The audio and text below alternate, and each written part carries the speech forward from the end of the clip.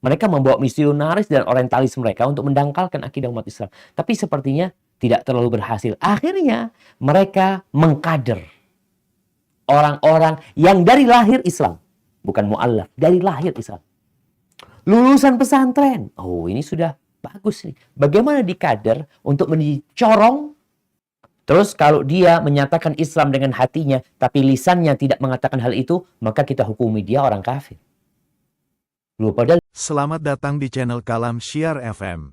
segala puji bagi Allah Jalla Jalaluh, yang karena nikmatnya kebaikan-kebaikan menjadi sempurna. Allahumma salli wa sallim ala sayyidina wa maulana Muhammadin wa ala alihi wa ashabihi ajma'in. Ya Allah, semoga salawat dan salam senantiasa Engkau curahkan untuk hamba kekasih-Mu, untuk baginda Nabi kita Muhammad alaihi salatu wassalam, untuk keluarga beliau, untuk istri-istri beliau, untuk putra-putri beliau, dan untuk seluruh sahabat Nabi. Semoga Allah meridhai kita bersama mereka. Amma ba'd, ahibati fillah, berjumpa kita kembali di kajian MT Qalbun Salim dalam rangka meningkatkan ketakwaan kita kepada Allah Azza wa Jalla. Insya Allah tema kita yang akan kita angkat itu serial rukun Islam. Setelah itu, kalau kita sudah menyelesaikan, kita akan pindah lagi ke serial rukun iman. Karena kita tahu tingkatan agama itu ada 3. Yang pertama Islam, iman, yang ketiga ihsan. Apa yang melandasi kita mengangkat serial rukun Islam sebagai materi kajian kita? Ahibati fillah, tatkala kita meninggal dunia, kemarin kita bicara tentang hari kebangkitan. Sampai masuk surga dan ada yang masuk neraka. Na'udzubillahi minan nar. Tatkala kita di alam kubur dan ditinggal oleh keluarga kita akan ditanya. Ketika di kuburan, antum tidak akan ditanya jabatan antum. Antum tidak akan ditanya dari mana kau mendapatkan uang. Enggak akan ditanya berapa umurmu, dibuat apa saja. Tidak. Tapi engkau akan dikasih 3 pertanyaan. Yang pertama, man rabbuk? Siapa Rabbmu? Siapa yang kau sembah selama ini? Kemudian akan ditanya, madinuk? Apa agamamu? Yang ketiga, man nabiyuk? Siapa nabimu? Mungkin 3 pertanyaan itu akan sangat mudah bagi kita untuk menjawabnya sekarang ini. Kalau mau ujian, orang dikasih tahu, belajar, besok ujian. Nah, dia bisa jawab insya Allah. Rabbi Allah, Rabbku adalah Allah, agamaku Islam, Nabiku Muhammad alaihi salatu wassalam. Hibati fillah, di Indonesia ini 87,1% katanya Muslim. Entah apakah data itu nggak akurat lagi, karena memang terjadi pemurtadan dalam setiap tahunnya di kalangan umat Islam sendiri, dan ada di antara umat-umat non-Muslim yang kemudian masuk Islam. 87,1%, apakah mereka adalah orang-orang Islam yang meyakini Islam sebagai satu-satunya agama yang diridhoi Allah Azza wa Jalla? Atau mereka Islaman? Islam. Apakah ada Ustaz? Ya ada lah. Tentara aja ada yang tentara-tentaraan. Polisi ada yang polisi-polisian. Apa istilahnya? Polisi gadungan. Tentara gadungan ada. Kalau dilihat penampilannya, Masya Allah. Bapak sebagai apa? Kapolres, Kapolsek, AKBP, AKP, apa aja. Ada. Penampilannya seperti tentara, ngomongnya lebih daripada tentara. Gayanya, rambutnya, sepatunya, persis kayak tentara beneran. Tapi ternyata gaduh. Begitu pula dengan yang Islam. Ada yang Islam-Islaman yang tidak meyakini kebenaran Islam sebenarnya. Yang mungkin Islam juga berlepas diri dari dia. Sebagaimana tentara berlepas diri dari tentara gadungan. Enggak, itu bukan dari kita. Polisi juga kayak gitu. Itu bukan dari golongan kita. Apakah sebagian seperti itu? Nggak percaya sama rukun-rukun Islam, aturan Islam. Dia sekedar bapaknya Muslim, dia Islam. Dia dapatkan agama ini dengan keturunan. Alhamdulillah, seharusnya bersyukur kepada Allah. Kita dilahirkan dari orang tua yang Muslim. Tapi benerin Islam. Itu yang pertama. Hal kedua yang mendorong kita untuk mengangkat tema ini. Karena Rasulullah SAW pernah berpesan kepada para sahabatnya. Beliau mengatakan di hadis Thauban, insyaallah, "Idza tabaya'tum bil 'ainah wa akhadtum adnab al-baqar wa raditum biz-zar'." Kalau jual beli kalian sistemnya 'ainah, sistem riba yang terselubung. Dan kalian sibuk dengan ekor-ekor sapi. Kalian udah merasa nyaman dengan pertanian, dengan dunia kalian. Wa taraktumul jihad, dan kalian meninggalkan jihad fi sabilillah, sallatallahu alaikum dhullan. Allah akan menimpakan kepada kalian dhullan, kehinaan. Mau jumlah kalian 100%, mau jumlah kalian 120%. Tapi Allah akan menimpakan kehinaan kepada kalian. La yanzi'uhu. Allah tidak akan cabut kehinaan tersebut. Kalian akan tertindas. Kalian akan dipeluncui. Kalian akan dizalimi. Dan tidak mampu berbuat apa-apa. Diinjak-injak haknya. Sampai kapan itu akan terjadi? Hatta tarji'u ila dinikum. Sampai kalian kembali kepada agama kalian. Maka kajian serial Rukun Islam ini dalam rangka kita ingin kembali kepada agama kita. Karena Islam itu, agama kita ini bukan hanya sebuah identitas di KTP. Atau di dalam paspor. Atau di dalam buku nikah. Atau kuburan. Oh, ini Muslim, dikubur, ini kuburannya orang Islam, kubur sini. Ya. Bukan hanya itu. Berapa banyak orang-orang yang dikuburkan di kuburannya umat Islam, tapi dia itu penghuni neraka. Antum pikir di Baqi, di kota Madinah itu, ada pemakaman Baqi. Di timur Masjid Nabawi. Itu ada pemakaman Baqi. Di kuburan itu, dikuburkan pentolan orang-orang munafikin. Yang mereka bohong Islam. Islam-Islaman tuh. Islam gadungan. Dikuburkan di sana. Bersama ribuan sahabat lainnya. Ikut satu kuburan. Iya. Nggak kayak gitu Islam jemaah. Ahibati fillah. Walaupun keberadaan Islam dalam kolom KTP itu pun membuat sebagian musuh-musuh Islam itu nggak suka.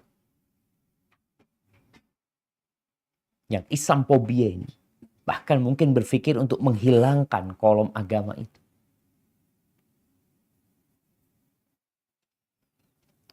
Kenapa? Dia ditanyakan kenapa.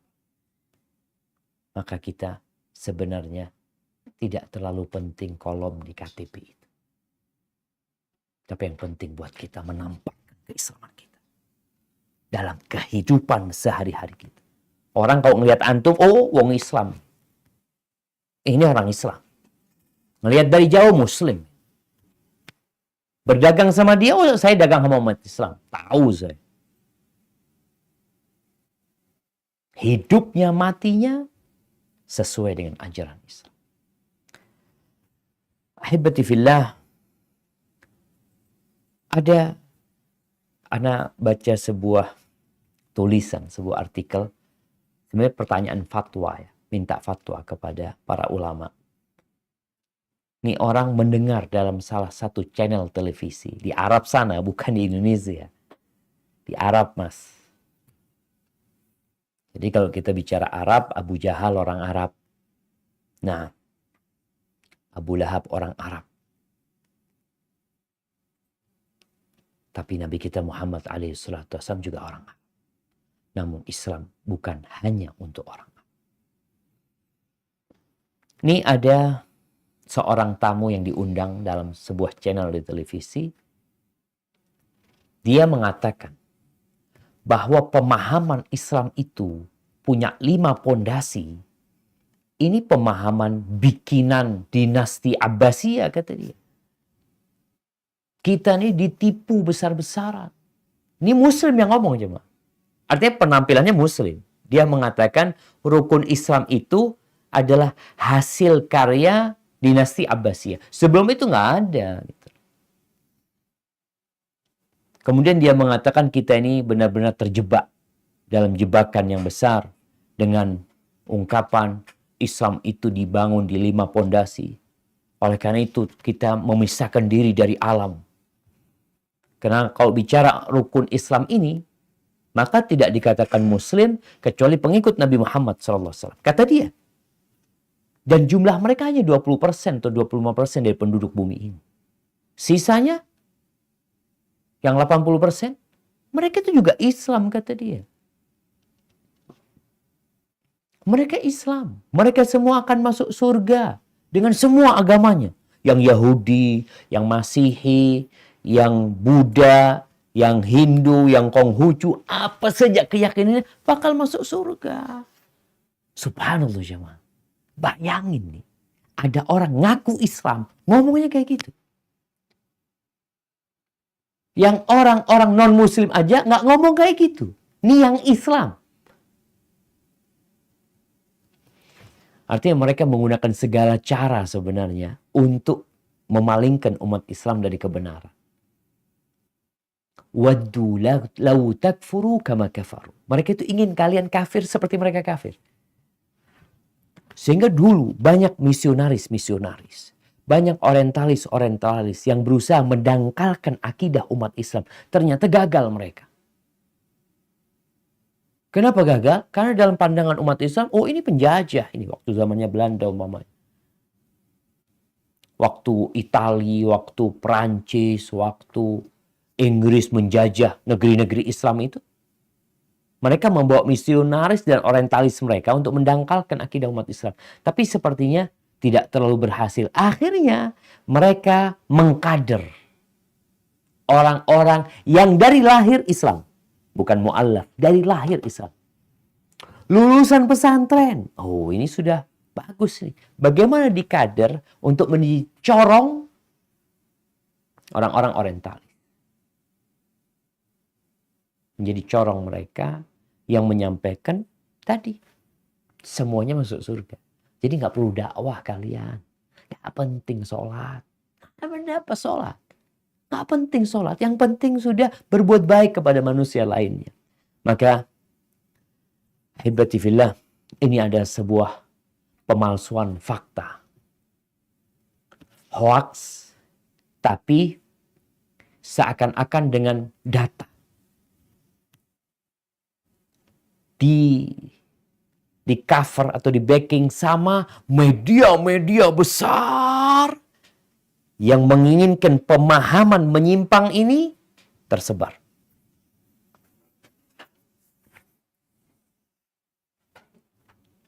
Oh, kalau gitu Islam ini eksklusif, Ustaz. Kalau bicara sebagai sebuah keyakinan, iya. Tapi sosial inklusif kita. Sebagian mengatakan bahwa di Indonesia ini baru aja ya terjadi majmu'. Bahwasanya kumpulnya umat Islam dengan berbagai agama itu di Indonesia. Ya Allah. Dari mana kita tahu itu? Sebelum nyampe ke Indonesia, Islam itu sudah sampai ke Eropa.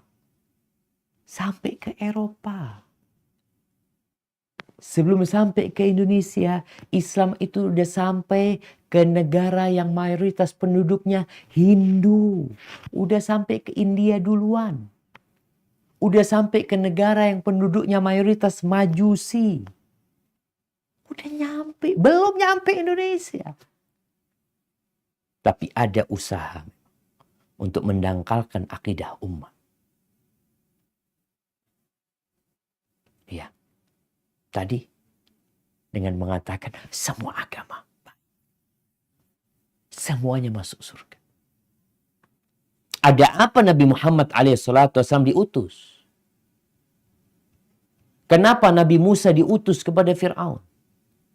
Kenapa Nabi Isa AS diutus? Kalau ternyata semua agama sama, ya biarin sudah orang semau mereka. Mau-maunya. Enggak aja. Jadi kalau bicara rukun Islam ini, itu Allah sebutkan dalam Al-Quranul Karim. Allah sebutkan dalam lewat hadis-hadis Nabi alaihi salatu wassalam. Bukan buatan dinasti Abbasiyah. Dalam hadis diriwayatkan Imam Bukhari dan Muslim dan Ashabus Sunan. Sunan At-Tirmidzi, Sunan Abi Dawud, Sunan Ibnu Majah, Sunan Nasa'i, dan yang lainnya. Hadis Abdullah bin Umar bin Khattab. Rasulullah sallallahu alaihi wasallam mengatakan buniyal Islamu ala khamsin. Kita bicara Islam. Ya kita bicara yang Islam. Islam tidak memaksa orang lain untuk masuk Islam. Enggak. La ikraha fid din. Tidak ada pemaksaan dalam beragama. Itu dari dulu sudah. Atas dasar itulah umat Islam jadi umat yang toleransi. Tidak pernah memaksakan kehendak. Maka yang mau beriman silahkan. Yang mau beriman silahkan. Faman sya'a falyu'min. Waman sya'a falyakfur. Yang mau kafir, monggo kafir. Nggak butuh Allah Azza wa Jalla dengan Islamnya penduduk bumi ini semua. Mau semuanya kafir ya silahkan. Faman syakara fa innama yashkuru li nafsih. Yang masuk Islam itu berbuat baik kepada dirinya sendiri. Yang kufur, ya sudah engkau membahayakan dirimu sendiri. Di dalam hadis ini Rasulullah SAW mengatakan Islam ini dibangun di atas 5 pondasi. Yang pertama, syahadati an la ilaha illallah wa anna Muhammad Rasulullah. Wa anna Muhammadan Rasulullah. Bersaksi bahwa la ilaha illallah Muhammad Rasulullah. Kalau engkau mengatakan itu dan engkau sampaikan kepada kita, kami menerimamu sebagai saudara muslim, ahlan wa sahlan. Yang kedua, wa iqamis salah. Menegakkan salat. Yang ketiga, wa ita'iz zakah. Menunaikan zakat. Kita akan bahas satu persatu nanti. Kalau bicara salat itu adalah hak Allah. Antara engkau sama Allah Azza wa Jal. Kalau bicara zakat, ini kepedulian kepada umat. Hablum minan nas. Wal hajj. Melakukan ibadah haji. Wa sawmi Ramadan. Dan puasa di bulan Ramadan. Atau haji yang terakhir, puasa di bulan Ramadan. Itu Islam. Tapi ada yang Islamnya cuma 30%. Alhamdulillah. Tapi ada yang Islamnya 90%. Bahkan sampai 100%. Gafah. Namun ada yang Islamnya gadungan. Pura-pura Islam. Ada juga. Kemudian hadis Jibril, hadis Umar bin Khattab radhiyallahu anhu. Ketika datang seorang ke dalam Masjid Nabawi. Tahu-tahu orang itu duduk di hadapan Rasul SAW. Ini singkat cerita. Nggak ada yang kenal satupun dari para sahabat. Lalu dia bertanya, "Ya Muhammad, akhbirni anil Islam." Wahai Muhammad, kabarkan kepada aku tentang Islam. Nggak ruwet jemaah. Jadi kita kalau ditanya Islam itu apa? Ya Islam itu dibangun di atas 5 pondasi. Agama yang sesuai dengan fitrah manusia, yang mudah dicerna oleh akal manusia, dan diterima oleh hati orang yang sehat. Apa itu Islam? An tashhada an la ilaha illallah wa anna Muhammadan Rasulullah. Islam itu engkau bersaksi bahwa la ilaha illallah dan Muhammad Rasulullah. Yang kedua, wa tuqimas salah. Wa tuqimas salah, engkau mendirikan salat. Wa tu'tiyaz zakah, engkau bayar zakat. Wa tasuma Ramadan, engkau puasa di bulan Ramadan. Wa tahujjal bait, dan berangkat haji kalau engkau mampu. Hadis ini diriwayatkan Imam Bukhari, Muslim, dan yang lain. Kita akan mengkaji rukun Islam yang pertama, yaitu la ilaha illallah. Syahadat la ilaha illallah Muhammad Rasulullah. Ini dijadikan satu rukun. Di mana seorang dikatakan muslim kalau dia mengucapkan dengan lisannya, meyakini dengan hatinya. Tapi kalau dia mengucapkan dengan lisannya tapi tidak meyakini dengan hatinya, dia munafik, pura-pura Islam. Artinya zahir dan batinnya nggak sama. Terus kalau dia menyatakan Islam dengan hatinya, tapi lisannya tidak mengatakan hal itu, maka kita hukumi dia orang kafir. Loh, padahal dia Islam. Ya, ada kejadian-kejadian di mana Muslim menyembunyikan keislamannya dari keluarganya. Menyembunyikan keislamannya karena dia ditindas. Ahibati fillah. Kalau antum lihat ya, bagaimana kondisi negeri-negeri yang umat Islam di sana minoritas ya, atau penguasanya non-Muslim, seperti yang terjadi di Andalusia, di Spanyol pada waktu itu. Bagaimana umat Islam dibantai umat Islam, yang akhirnya sebagian mereka menyembunyikan keislaman. Ketika di Mekah ada sahabat seperti Ammar bin Yasir yang lisannya mengucapkan kekafiran, lisannya, karena disiksa dan ditindas, tapi hatinya wa qalbuhu mutmainnun bil iman. Hatinya penuh dengan keimanan. Tapi kalau ada orang yang dia menyembunyikan keislamannya dan kita nggak pernah tahu kalau dia orang Islam, ketika dia meninggal dunia, ya sudah, hukum dunianya dia bergabung dengan keluarga mereka yang non-muslim. Ahibati fillah. Apa makna asyhadu an la ilaha illallah? Apa artinya? Ya, kalau bahasa Indonesia, aku bersaksi tiada Tuhan kecuali Allah Azza wa Jalla. Maknanya adalah engkau beriman. Engkau yakin dengan penuh ketundukan. Dengan penuh ketenangan. Dengan lisanmu, meyakini dengan hati, mengucapkan dengan lisan, alla ma'buda bihaqqin illallah, bahwa tiada Tuhan yang berhak disembah kecuali Allah. Ingat, tiada Tuhan yang berhak, tiada Tuhan yang benar kecuali Allah Azza wa Jalla. Kenapa? Karena banyak Tuhan-Tuhan di muka bumi ini. Kita melihat manusia mempertuhankan binatang, mempertuhankan manusia, mempertuhankan benda, mempertuhankan batu, mempertuhankan banyak hal dalam kehidupan ini. Kita nih jamaah, seharusnya manusia ini di era, ya di abad 21 ya kalau Masehi ya, di abad 15 Hijriah ini, seharusnya udah benar akidahnya. Engkau belajar ilmu yang bagus, teknologi yang canggih, tapi dalam urusan keimanan, masa menundukkan diri kepada binatang? Patung disembah. Berhala diagungkan. Lautan dikasih sesajen. Ini sudah abad 21 gitu loh. Seharusnya udah bener. Cuma nggak belajar. Tapi ya hidayah juga lah jamaah. Man yahdillah fala mudhillalah. Jadi keyakinan itu, dia meyakini bahwasanya tiada yang berhak diibadahin kecuali Allah Azza wa Jalla. Ingat, tiada Tuhan yang berhak mendapatkan peribadatan dari kita kecuali Allah. Dia esa, tiada sekutu baginya. Allah berfirman di surat Al-Hajj ayat 62.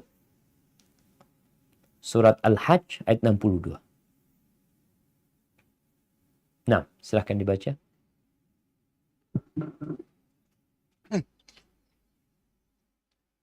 A'udzu billahi minasyaitonir rajim. Bismillahirrahmanirrahim.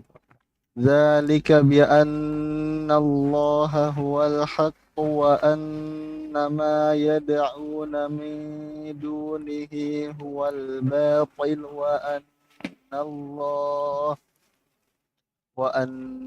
Allaha huwal aliyyul kabir. Demikianlah kebesaran Allah, karena Allah dialah Tuhan yang hak, dan apa saja yang mereka seru selain Dia, itulah yang batil. Dan sungguh Allah, dialah yang maha tinggi, maha besar. Barakallahu fikum. Jadi semua sesembahan itu batil. Batil. Secara akal batil, secara hati batil, secara penjelasan ilahi batil.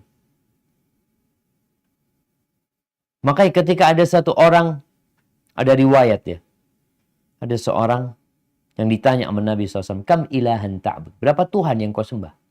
7 kata yang disembah. Oh, nyembah 7 Tuhan. Iya. 6 di bumi, 1 di langit. Terus ditanya, kalau engkau lagi susah, lagi punya harapan ya, lagi gundah, mintanya kepada yang di mana? Yang di langit lah. Ya iyalah, semua itu benda-benda yang dia sembah. Yang lemah, kalau binatang itu mati, kalau itu patung nggak bisa bicara, yang bikin manusia sendiri. Kalau itu manusia, ya dia sakit, dia ini dan itu. Maka ingat, semua sesembahan itu batil, hanya Allah yang benar. Makanya kalau dikatakan umat Islam itu secara keyakinan, ya memang dia meyakini gak ada yang benar kecuali Allah Azza wa Jalla. Apakah kemudian dikatakan intoleransi? Agama-agama lain juga kayak gitu. Kalau ditanya mereka keyakinannya, maka kenapa kita melihat ada misionaris umpamanya dari Amerika, misionaris dari Belanda, dari Inggris, dari Perancis yang datang ke negeri-negeri Islam? Karena mereka meyakini itu. Gerakan-gerakan pemurtadan yang terjadi di berbagai negeri. Maka ini keyakinan yang harus dipertahankan. Nah, sahabat-sahabat mati mempertahankan la ilaha illallah. Ya. Apa rukun la ilaha illallah? Maknanya tadi kita udah tahu. Rukunnya. Kita memahami sebuah kesaksian ini harus mendalam. Rukun, ada 2 rukun. Yang pertama, nafi. Yaitu penafian, peniadaan.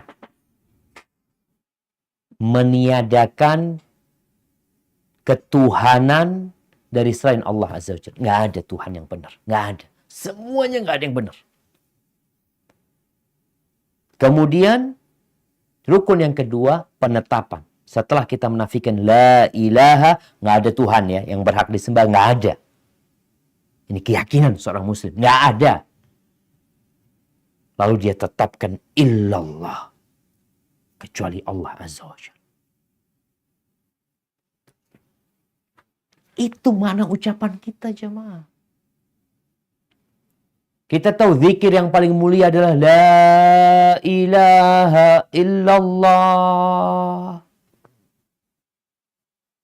Apakah antum ketika membaca itu tahu dengan maknanya? Dengan rukun dari la ilaha illallah. Allah Azza wa Jalla berfirman di surat Al-Anbiya ayat 25. Nah,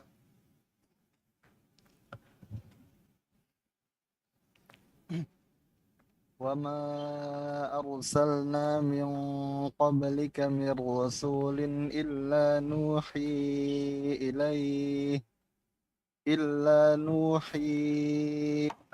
أنه لا إله إلا أنا فاعبدون. Dan kami tidak mengutus seorang rasul pun sebelum kau Muhammad, melainkan kami wahyukan kepadanya bahwa tidak ada Tuhan yang berhak disembah kecuali aku. Maka sembahlah aku. subhanallah syamah. Sejak Nabi Adam, Nabi Nuh, Nabi Ibrahim, Nabi Yaqub, Nabi Ishaq, Nabi Yaqub, Nabi Yusuf, Nabi Ismail, Nabi Musa, Nabi Harun, Nabi Yahya, Nabi Isa, sampai Nabi kita Muhammad alaihi salatu wassalam, dakwah semuanya itu satu. La ilaha illallah. Itu yang diucapkan oleh Nabi Nuh kepada kaumnya. Yang diucapkan Nabi Hud, ya qaumi ibudullah. Sembahlah Allah. Malakum min ilahin ghairuh. Nggak ada sesembahan buat kalian kecuali Allah Azza wa Jalla. Nabi Saleh juga mengatakan, ya qaumi ibudullah. Sama dakwah mereka. Jadi Nabi Musa alaihissalam ketika berdakwah kepada Fir'aun, apa inti dakwahnya? Fir'aun itu diajak apa sih? La ilaha illallah.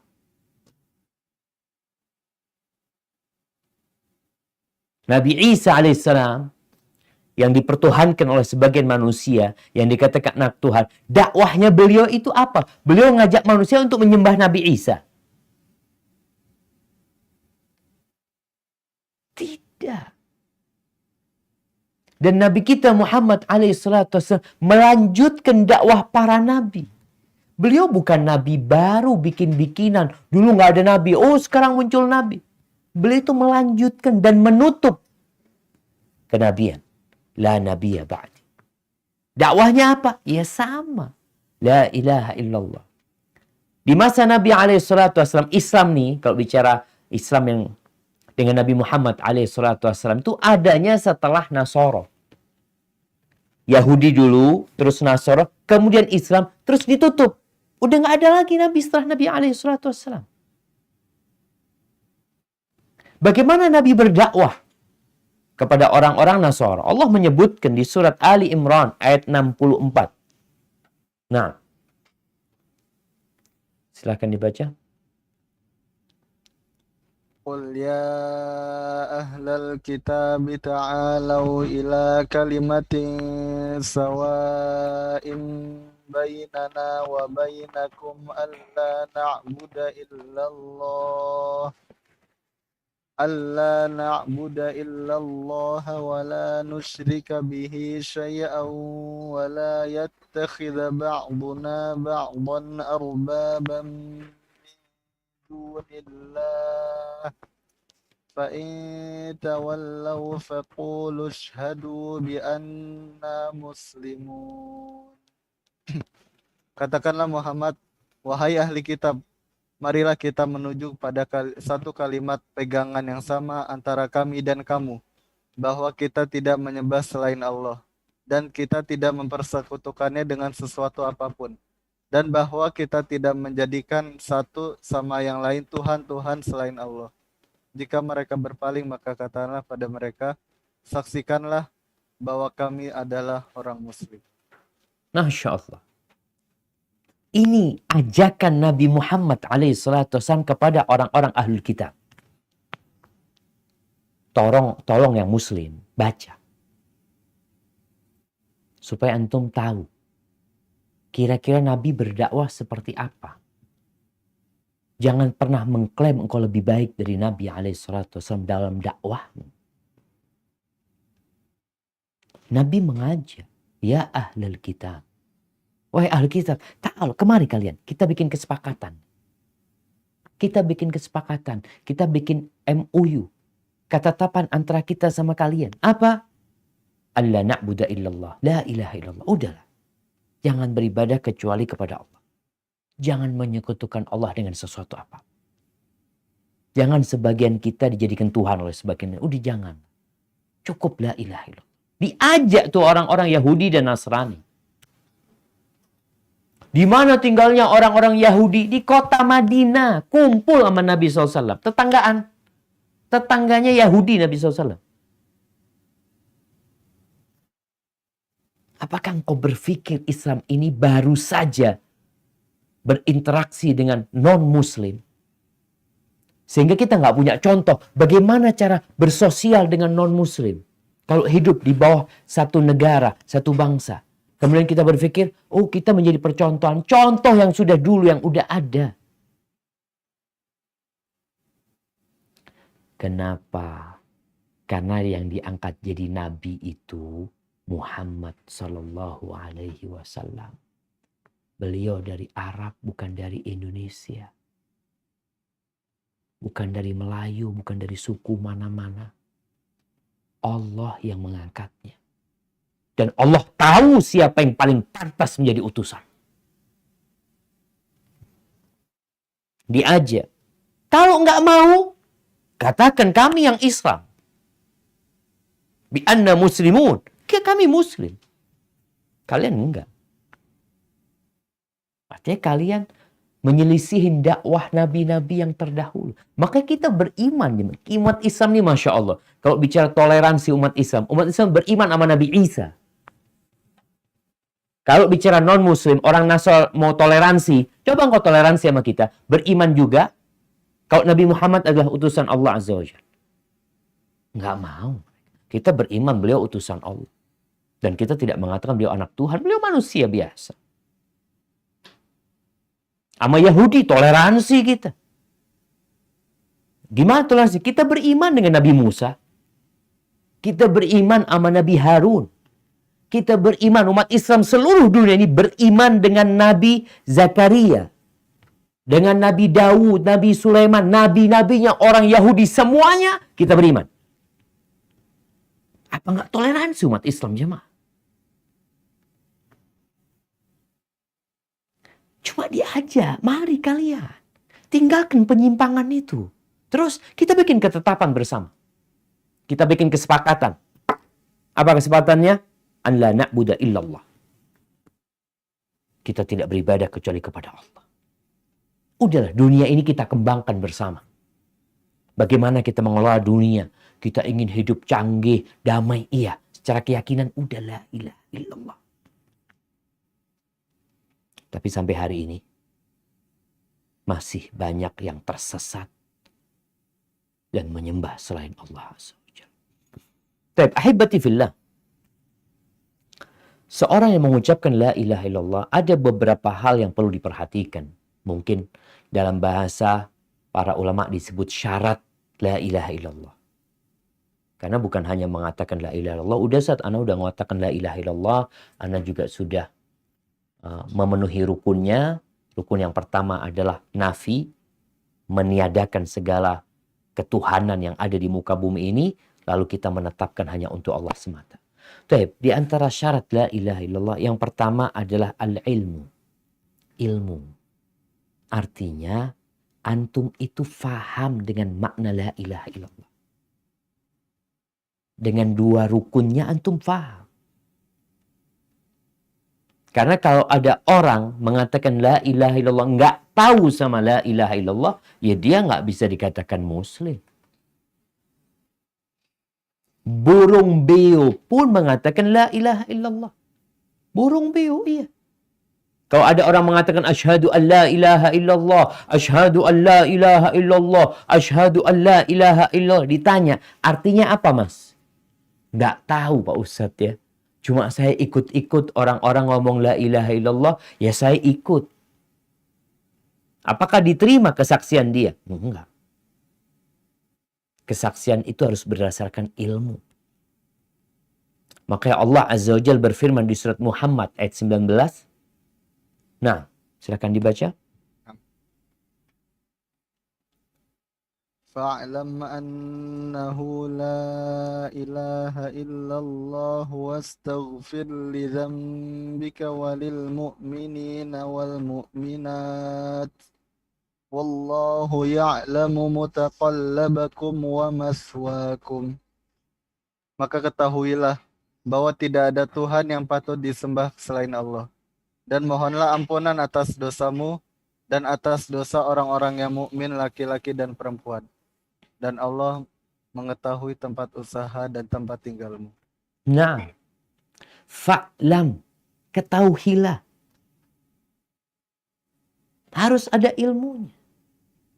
Makanya di surat lainnya nanti mungkin bisa dilihat di surat Zukhruf ayat 86 Allah mengatakan illa man syahida bil haqqi wa hum ya'lamun. Yang diterima itu hanya orang yang memberikan kesaksian dengan la ilaha illallah dalam kondisi berilmu, tahu sama maknanya. Dalam hadis Utsman bin Affan radhiyallahu anhu, Rasulullah sallallahu alaihi wasallam mengatakan man mata wa huwa ya'lam annahu la ilaha illallah dakhala al-jannah. Barang siapa yang mati dalam kondisi dia mengetahui dengan la ilaha illallah, masuk surga. Jadi bukan sekedar mengucapkan dengan lisannya. Makanya kadang-kala jamaah, ada orang nih mau masuk, mau menikah. Ada non-muslim mau nikah sama seorang muslimah. Aturan negeri kita, semoga Allah menjaga negeri kita dari segala pengrusak dan penghancur bangsa dan negeri kita. Aturan di negeri kita, kalau non-muslim itu mau nikah sama muslimah, nggak bisa, harus masuk Islam dia. Datang dia. Cara masuk Islam gimana? Ya sudah, asyhadu an la ilaha illallah wa asyhadu anna Muhammad Rasulullah. Datang ke KUA.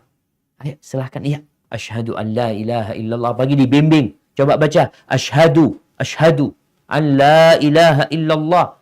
Dia baca an la ilaha illallah wa anna Muhammadar Rasulullah wa anna Muhammadar Rasulullah. Oh, udah Islam. Tunggu dulu, ngerti enggak engkau sama artinya? Tahu sama artinya? Enggak tahu. Yang penting saya bisa nikah sama dia.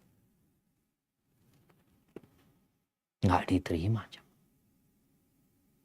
Walaupun mungkin secara aturan, ya dia udah masuk Islam. Urusan dia enggak tahu, itu urusan dia sama Allah, ya. Tapi kita bicara kita yang muslim, yang alhamdulillah lahir Islam, tolong, engkau tahu enggak sama arti la ilaha illallah? Dan juga engkau harus tahu konsekuensi dari engkau mengatakan la ilaha illallah. Apa yang harus dilakukan? Itu mungkin kita akan bahas pada pertemuan yang selanjutnya nanti. Yang kedua, syarat yang kedua, yakin. Mempercayai tanpa ada keraguan. Percaya tanpa ada keraguan dengan la ilaha illallah. Karena ada orang mengatakan la ilaha illallah, tahu sama artinya, yakin tapi nggak full. Ada keraguan. Nggak diterima. Allah Azza wa Jalla berfirman di surat Al-Hujurat ayat 15. Nah, tafadhal. Surat Al-Hujurat ayat 15. Innamal mu'minuna alladzina amanu billahi wa rasulihi thumma lam yartabu wa jahadu bi amwalihim wa anfusihim fi sabilillah ulaika humus shadiqun. Sesungguhnya orang-orang mukmin yang sebenarnya adalah mereka yang beriman pada Allah dan Rasul-Nya. Kemudian mereka tidak ragu-ragu dan mereka berjihad dengan harta dan jiwanya di jalan Allah. Mereka itulah orang-orang yang benar. Tuh. Tsumma lam yartabu. Kemudian mereka tidak ragu. Baru mereka berada di atas kebenaran. Dalam hadis yang riwayatkan Imam Muslim dari Abu Hurairah radhiyallahu anhu, anna Rasulullah sallallahu alaihi wasallam qaal, asyhadu an la ilaha illallah wa anni Rasulullah. Tuh dua kalimat syahadat. La yalqallaha bihima 'abdun. Tidaklah seorang hamba berjumpa dengan Allah membawa dua kalimat ini. Ghaira syakin fihima, tanpa ada keraguan di dalam keduanya, dua kalimat ini, illa dakhalal jannah, masuk surga. Asalkan engkau tidak ragu. Tahu maknanya tadi jamaah. Tahu maknanya. Kemudian dia nggak ragu dengan ucapan itu. Mati masuk surga. Dalam hadis riwayat Muslim juga, bahwa Nabi SAW memberikan kepada Abu Hurairah dua sandalnya. Bawa dua sandal Nabi Abu Hurairah ini. Apa kata Nabi berpesan kepada Abu Hurairah radhiyallahu anhum? Idhab bina'layya hatain. Engkau berangkatlah dengan kedua sandalku ini. Faman laqita min wara'i hadzal ha'id. Siapapun yang engkau jumpai dari balik tembok ini, yashhadu an la ilaha illallah. Dia bersaksi bahwa la ilaha illallah, mustaiqinan biha qalbuh. Hatinya penuh dengan keyakinan. Dengan kalimat itu, fabashshirhu bil jannah. Kasih kabar gembira, engkau masuk surga. Syarat yang ketiga, al-qabul. Yaitu menerima. Orang yang mengatakan itu, hatinya harus menerima. Lisannya menerima, hatinya menerima. Dengan semua aturan yang dibawa oleh kalimat la ilaha illallah. Yang dibawa sama Nabi SAW. Dia harus menerima. Enggak, ana alhamdulillah Zat. Ana ya tahu sama artinya, ana yakin. Cuma nggak semua ana terima Ustaz. Karena nggak cocok sama ana. Karena menurut logika ana ada beberapa aturan ini yang nggak bagus. Ya engkau siapa? Engkau siapa? Kau manusia yang penuh dengan kekurangan? Yang kau lupa dengan ucapanmu 10 tahun yang lalu ketika kau duduk bersama kawanmu? Jangan 1 tahun yang lalu kau lupa dengan apa yang terjadi. Engkau juga nggak tahu dengan apa yang besok akan terjadi. Lalu engkau menjadikan dirimu sebagai tolak ukur menerima sesuatu kebenaran. Oh, aku nggak terima karena nggak cocok sama aku. Nggak sesuai dengan nalarku. Tidak sesuai dengan budaya yang ada. Aku tolak. Ya, bermasalah engkau. Dengan la ilaha illallah yang kau ucapkan. Engkau sebelum tidur baca apa? Baca apa-apa. Dengerin apalah. Coba engkau itu. Sebelum tidur baca yang dibaca Nabi SAW. Nabi itu mengajarkan kepada kita untuk membaca akhir 2 ayat akhir dari surat Al-Baqarah. Coba kita baca yang ayat 285. Nah, silakan dibaca.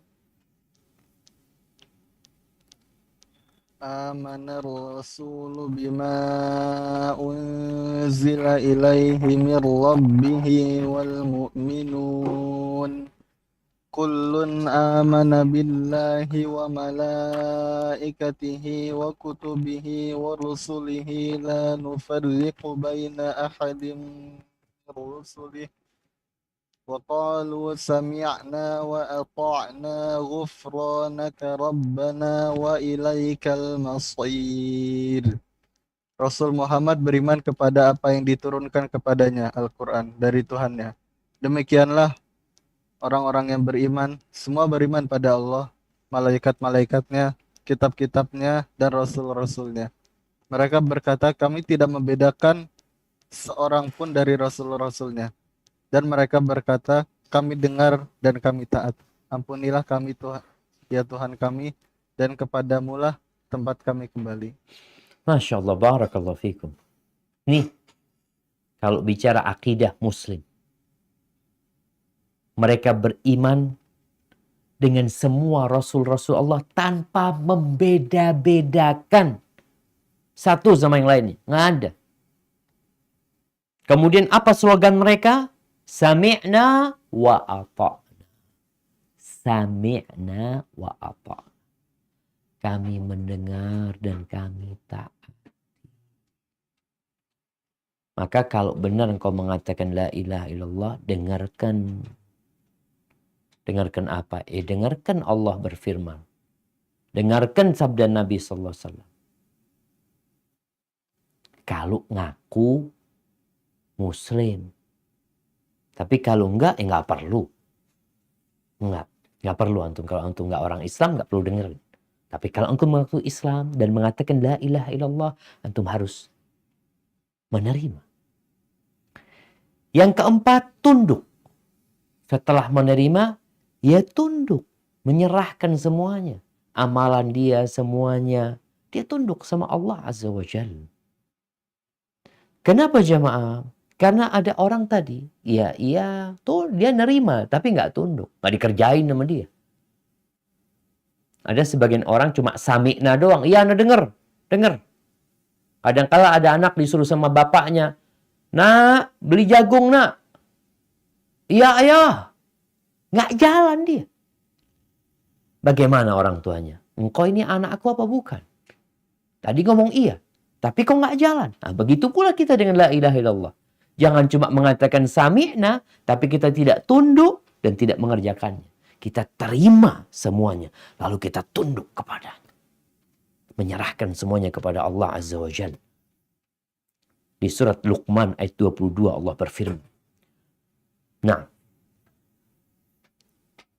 وَمَنْ يُسْلِمْ وَجْهَهُ إِلَى اللَّهِ وَهُوَ مُحْسِنٌ فَقَدِ اسْتَمْسَكَ بِالْعُرْوَةِ الْوُثْقَى وَإِلَى اللَّهِ عَاقِبَةُ الْأُمُورِ. Dan barang siapa berserah diri pada Allah, sedang dia orang yang berbuat kebaikan, maka sesungguhnya dia telah berpegang pada buhul atau tali yang kokoh. Hanya kepada Allah kesudahan segala urusan. Barakallahu fikum. Jadi apa bedanya syarat yang ketiga sama yang keempat? Kalau yang ketiga itu tadi menerima itu dengan hati dan lisan. Hatinya menerima, lisannya mengatakan sami'na wa ata'na, ini masih dengan lisan. Adapun al-inqiyad, syarat yang keempat ini berserah diri dengan raganya.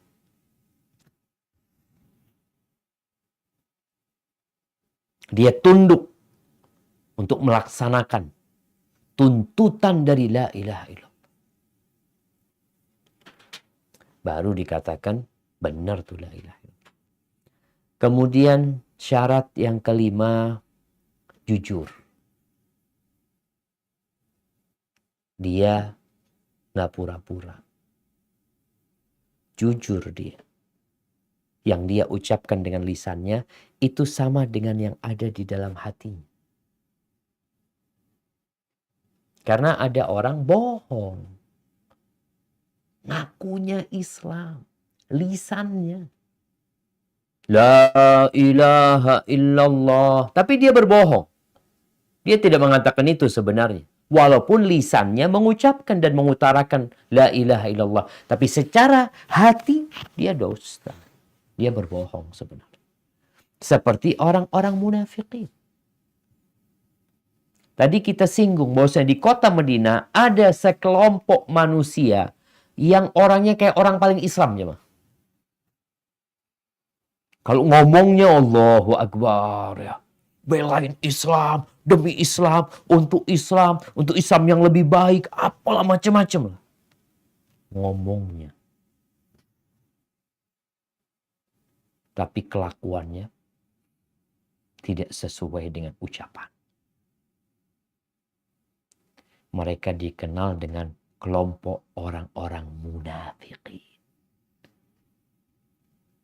Bahkan Allah ketika berbincang orang kafir, nggak terlalu banyak Allah berbincang orang kafir. Ngomong tentang orang munafik, ini musuh dalam selimut. Berada di tubuh umat Islam. Dan mereka ada ketika umat Islam mayoritas. Ketika umat Islam mayoritas, jumlah mereka banyak, terpaksa nih orang ini pura-pura masuk Islam. Mereka berbondong-bondong mengatakan la ilaha illallah. Tapi dusta. Di surat Al-Baqarah ayat 8 sampai 10. Coba kita renungkan ayat-ayat ini. Nah, tafadhal.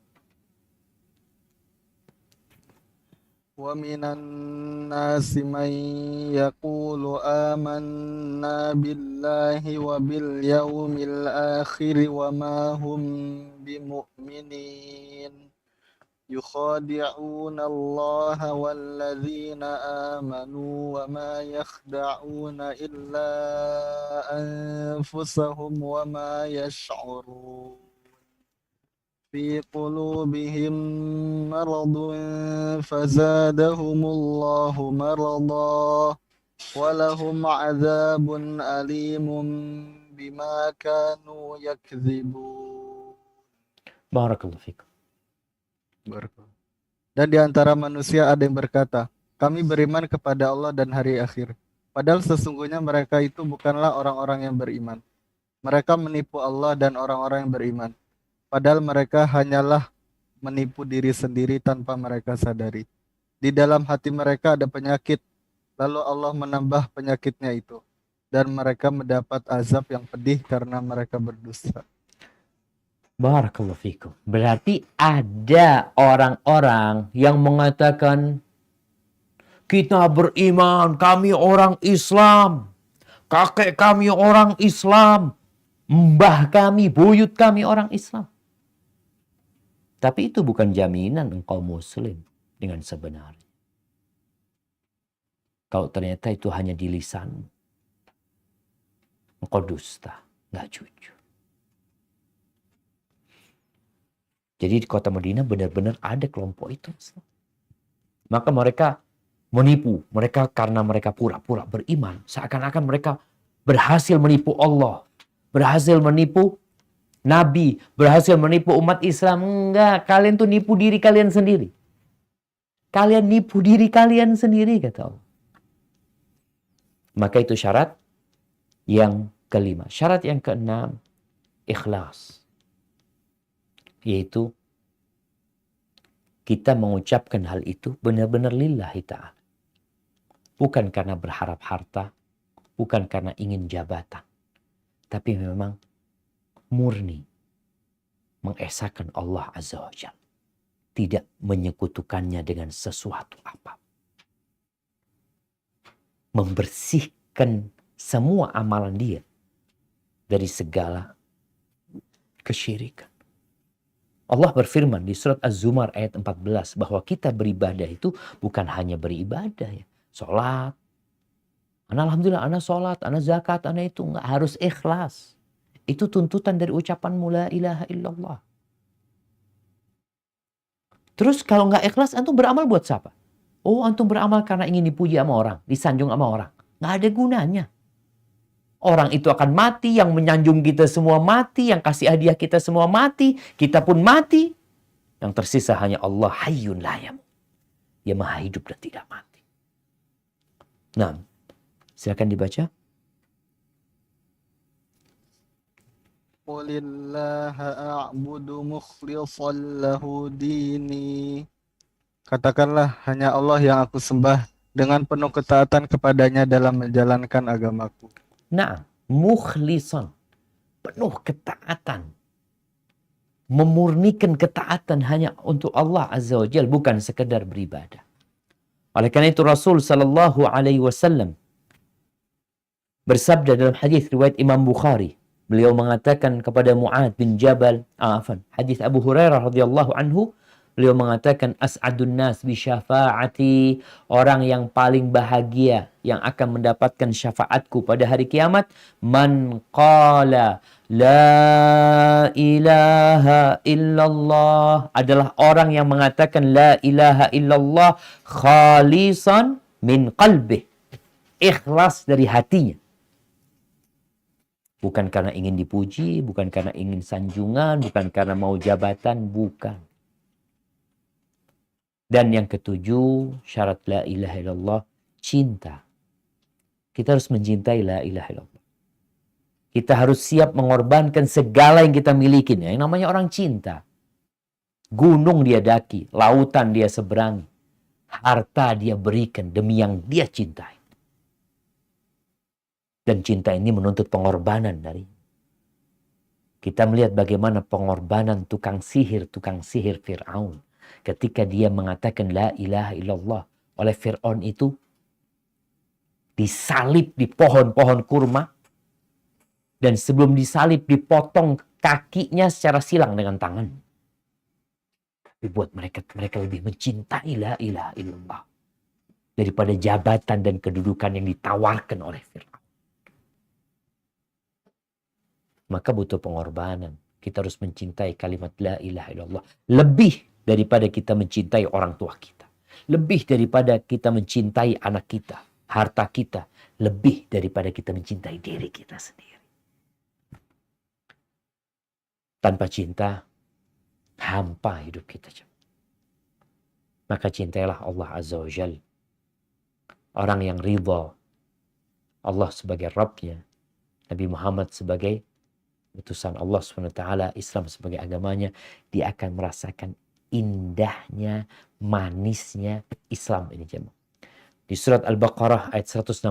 Ini mungkin ayat terakhir yang kita baca sebelum kita masuk ke tanya jawab. Anda persilakan. Silakan. Nah, tafadhal. ومن الناس من يتخذ من دون الله أندادا يحبونهم كحب الله والذين آمنوا أشد حبا لله ولو يرى الذين ظلموا إذ يرون العذاب أن القوة لله جميعا وأن الله شديد العذاب. Dan di antara manusia ada orang yang menyembah Tuhan selain Allah sebagai tandingan yang mereka cintai seperti mereka mencintai Allah. Adapun orang-orang yang beriman sangat besar cintanya kepada Allah. Sekiranya orang-orang yang berbuat zalim itu melihat ketika mereka melihat azab pada hari kiamat bahwa kekuatan itu semuanya milik Allah dan bahwa Allah sangat berat azabnya, niscaya mereka menyesal. Barakallahu fikum. Walladzina amanu asyaddu hubban lillah. Orang beriman itu cintanya lebih besar buat Allah. Karena murni hanya untuk Allah semata. Sedangkan orang-orang yang menyekutukan Allah, dia mencintai Allah, tapi juga mencintai Tuhan-Tuhan itu. Maka ingat, hanya Allah yang disembah dan hanya Allah yang dicintai dari segala-galanya. Hadza wallahu a'lam bishawab. Itu yang bisa kita sampaikan pada kesempatan kali ini. Insyaallah kita akan terus melanjutkan kajian serial Rukun Islam ini sampai kita benar-benar faham tentang Islam yang diridhai Allah Azza wa Jalla. Barakallahu fiik. Anda kembalikan kepada pembawa acara Ustaz Ogi, tafadhal. Syukran wa jazakumullah khairan. Kami sampaikan pada Ustaz Dr. Syafiq Riza Basalamah, MA Hafizahullah Ta'ala, atas materi yang telah disampaikan. Semoga dapat bermanfaat bagi kehidupan kita di dunia dan di akhirat kelak. Pertanyaan pertama mungkin Ustaz. Nah. Assalamualaikum Ustaz. Waalaikumsalam warahmatullahi wabarakatuh. Mohon penjelasannya Ustaz, bagaimana cara dan langkah mensyahadatkan orang kafir yang ingin masuk Islam? Barakallahu fikum. Ya, kalau bicara orang kafir yang hendak masuk Islam. Kalau masuk Islamnya, itu kan dengan mengucapkan kalimat syahadat. Maka di sini kita perlu kasih tahu dia. Dengan makna kalimat, La ilaha illallah Muhammad Rasulullah. Kalau kita katakan kepada dia, engkau tahu makna asyhadu an la ilaha illallah. Aku bersaksi bahwa saya tiada Tuhan yang berhak disembah kecuali Allah. Oh iya, ana faham. Engkau tahu dengan konsekuensinya. Kemudian berkaitan dengan asyhadu anna Muhammad Rasulullah SAW. Kalau dulu orang Arab, Nabi nggak tanya-tanya. Kenapa? Orang Arab udah paham. Makanya kenapa Abu Jahal nggak mau mengatakan la ilaha illallah? Karena dia paham konsekuensi dari ucapan la ilaha illallah. Ketika paman Nabi SAW mau meninggal dunia, udah mau mati nih, orang udah mau mati. Udah sakit keras. Yang setelah itu mati benar. Nabi datang kepada pamannya, mengatakan kepada pamannya, "Qul ya am, wahai pamanku," yakni Abu Talib. "Qul la ilaha illallah." Katakan la ilaha illallah. Sebuah kalimat yang aku akan membelamu dengan kalimat ini di hadapan Allah pada hari kiamat. Hanya mengatakan la ilaha illallah. Enggak mau. Di situ ada Abu Jahal. Dan satu lagi, ada Abdullah ibn, lupa ada satu lagi. Ada dua orang nih. Yang keduanya mengatakan, Atarghabu an millati Abdul Muttalib? Apakah engkau membenci agamanya Abdul Muttalib? Agama nenek moyang. Ini budaya, hati-hati. Kita bicara Islam tidak menafikan budaya yang sesuai dengan syariat. Yang baik. Tapi yang bertentangan dengan la ilaha illallah, maka ditinggalkan.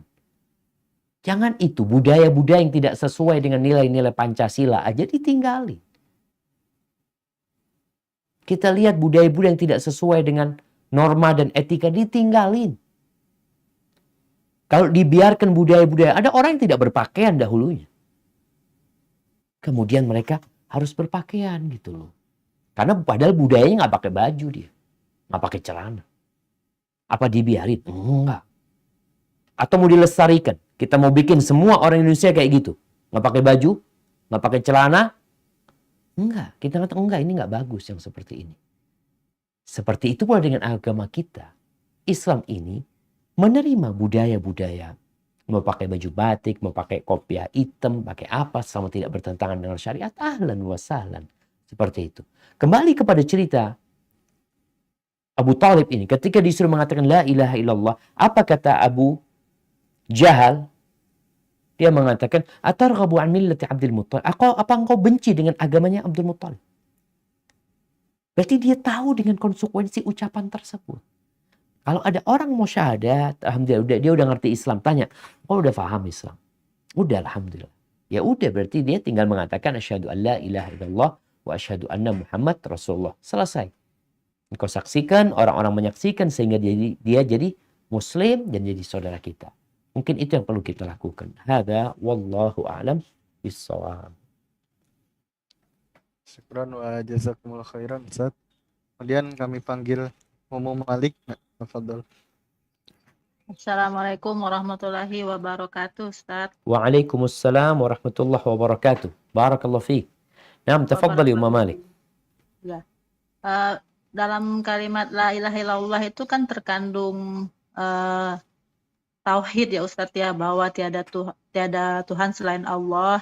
Berarti terkandung makna tauhid rububiyah, uluhiyah dan asma wa sifat ya Ustaz. Naam.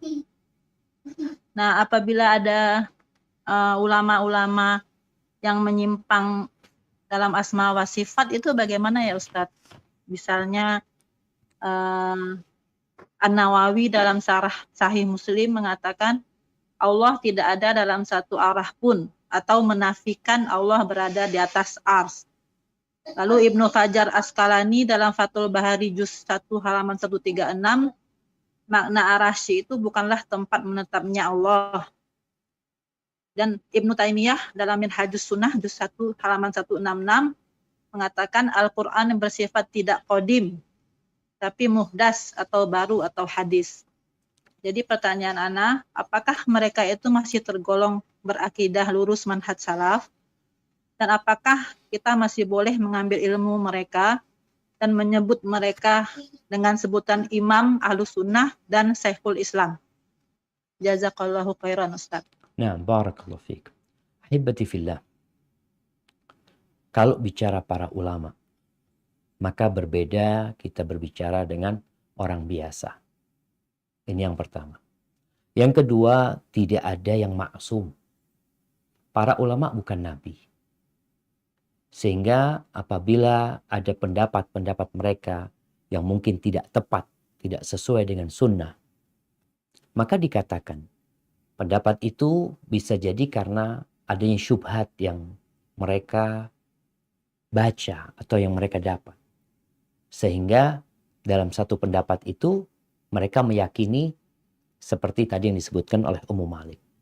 Maka di sini para ulama memberikan uzur kepada mereka apabila pendapat mereka memang bertentangan dengan pendapat Ahlus Sunnah wal Jamaah dalam bab tersebut, tapi dalam bab-bab lainnya sebenarnya dia adalah imam Ahli Sunnah wal Jamaah, maka mereka dimaafkan. Yang seperti itu. Berarti mengambil ilmu dari mereka, belajar dari mereka, menyebut mereka imam. Mereka memang imam. Mereka imam. Tapi ingat, bukan berarti tatkala mereka disebut imam, mereka itu maksum. Disebut mereka itu Syekhul Islam bukan berarti mereka maksum. Kullu bani Adam khata'. Semuanya melakukan kesalahan gitu loh. Jadi ustadz-ustadz yang ada pun, yang mereka dikatakan imam ahli sunnah wal jamaah, mereka pun melakukan kesalahan. Ada pendapat-pendapat mungkin dalam bab. Karena kalau bicara akidah ini ada akidah yang secara umum, ada akidah yang detail. Yang kadang-kala dalam masalah-masalah yang detail itu pun ada beberapa perselisihan di antara para ulama, akan tetapi yang salah tetap dikatakan salah, tapi bukan berarti kemudian kita meninggalkan mereka apabila mereka adalah memang orang-orang yang merupakan ulama ahli sunnah wal jamaah. Barakallahu fiik. Nah, Tapi mengatakan Allah tidak berada di atas arsy itu nggak fatal itu Ustaz akidahnya. nah, tadi kan udah disebutkan, ada yang mengatakan hal itu karena syubhat. Karena memang yang dia pelajari, kalau ada orang belajar dari dulu seperti itu, gimana kira-kira? Ya, soalnya kan kalau di buku-buku salaf terdahulu yang 3 generasi terbaik itu mengatakan, contohnya Al-Imam Muhammad bin Yusuf wafat 212 berkata, barang siapa berkata sesungguhnya Allah tidak berada di atas ars, maka dia kafir. Qalqut al-ahlul ibad oleh Al-Imam Al-Bukhari. Nah, artinya ucapan-ucapan yang seperti itu tadi disebutkan. Kita harus paham dengan kondisi masyarakat.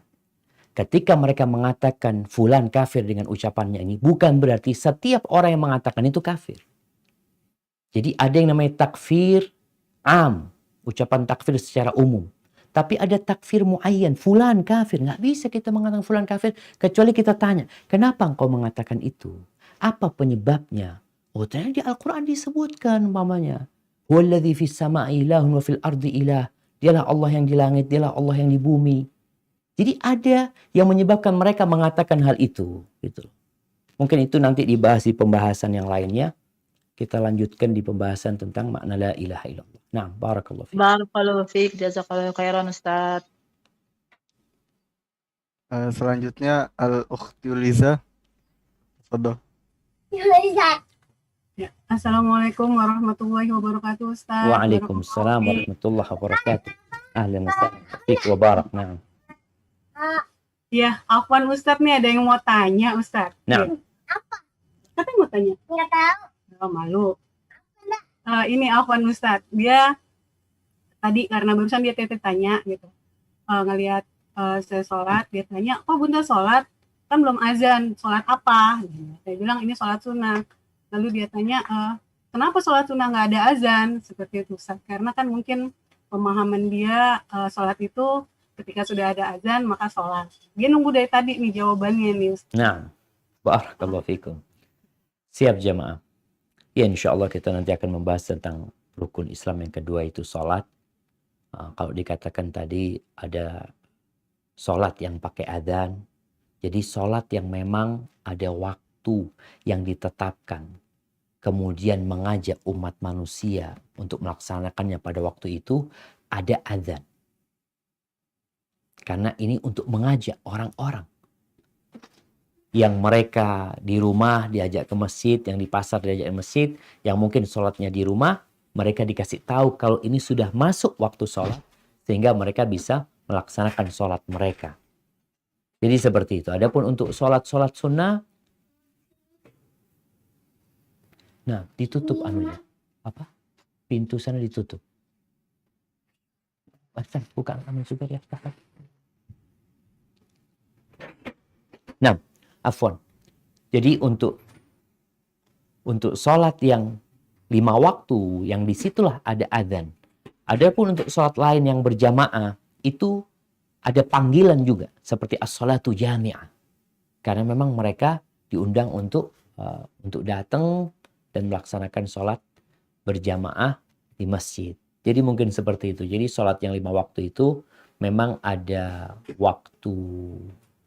Subhanallah, ada waktu yang sudah ditetapkan dan waktunya terbatas, kemudian diajak orang-orang untuk datang ke masjid, ke rumah Allah Azza wa Jalla.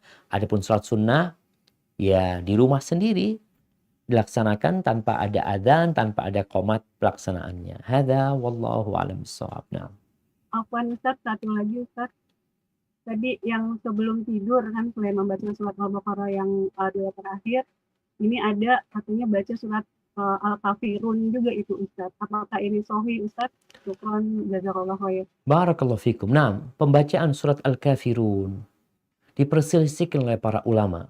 Dibaca sebelum tidur. Yang sahih yang dibaca adalah ayat kursi, Qul huwallahu ahad, Qul a'udzu birabbil falaq, Qul a'udzu birabbin nas, kemudian 2 ayat di akhir surat Al-Baqarah, kemudian di malam hari membaca surat Tabarak. Nggak harus mau tidur baca Tabaraknya, itu artinya malam itu kita membaca Tabarak. Hadza wallahu a'lam bissawab. Syukran, jazakallahu khair Ustaz. Wa iyyakin. Pertanyaan selanjutnya Ustaz. Assalamualaikum warahmatullahi wabarakatuh. Waalaikumsalam warahmatullahi wabarakatuh. Bismillah, berbicara mengenai syahadat, bagaimana status syahadat bagi orang-orang liberal, ahli bid'ah, dan orang-orang yang membenci dakwah sunnah, dan manakah yang lebih berbahaya, orang-orang liberal, para ahli bid'ah, atau orang-orang yang membenci dakwah sunnah? Masya Allah, barakallahu fikum. Orang-orang liberal ini masuk ahlul bid'ah. Jadi kalau dikatakan mana yang lebih berbahaya, ahlul bid'ah apa orang-orang liberal, mereka sebenarnya satu kelompok. Mereka orang-orang yang melakukan bid'ah, dan bid'ah ini ada bid'ah amaliyah, ada bid'ah keyakinan. Jadi bid'ah itu sesuatu yang baru, yang diadakan tanpa ada misal sebelumnya secara bahasa ya. Adapun bid'ah dalam agama adalah sesuatu baru yang tidak ada tuntunannya dalam agama, dalam perkara yang mendekatkan diri kepada Allah Azza wa Jalla. Jadi kalau dikatakan mana yang lebih bahaya, kalau bicara syahadat mereka, kita udah bicara tadi tentang rukun syahadat dan syarat syahadat. Apabila seorang ahlul bid'ah, persyaratan itu terpenuhi di diri dia, dia muslim. Dia muslim. Tapi kalau ternyata, tadi dikatakan mamanya, mereka ternyata pura-pura syahadatnya. Iya, kalau bicara pura-pura syahadatnya, masuk orang-orang munafikin sebenarnya. Yang mereka di masa Nabi alaihi salatu wassalam ada. Terus bagaimana syahadat mereka? Diterima secara zahir. Secara zahir, orang yang mengatakan asyhadu an la ilaha illallah wa anna Muhammad Rasulullah, itu diterima secara zahir walaupun dia pura-pura dalam hati. Sehingga mereka muamalah sama mereka seperti muslim. Seperti muslim yang biasa gitu loh. Jadi kalau dikatakan mana yang lebih berbahaya, ahlul bid'ah ini bertingkat-tingkat ya. Kalau bicara khawarij, teroris, mereka juga ahlul bid'ah. Karena mereka mengada-ngada dalam urusan agama ini. Bicara liberal, mereka juga mengada-ngada yang dengan keyakinan, dengan pendapat-pendapat yang menyimpang dari agama, yang tidak diajarkan oleh Allah Jalla Jalaluh, dan tidak pula diajarkan oleh Rasulullah Sallallahu Alaihi Wasallam. Tinggal masalah bid'ahnya ini, bid'ah itu bertingkat-tingkat. Jadi nggak bisa dipukul rata. Makanya para ulama menyebutkan ada bid'ah mukaffirah, ada bid'ah yang menyebabkan pelakunya itu kafir, dan ada bid'ah yang mufassiqah, yang hanya sampai tingkatan fasik aja dia itu jemaah. Sampai tingkatan fasik artinya pelaku dosa, tapi tidak sampai tingkatan kafir. Dan dosa ini pun bermacam-macam. Hadza wallahu a'lam bissawab.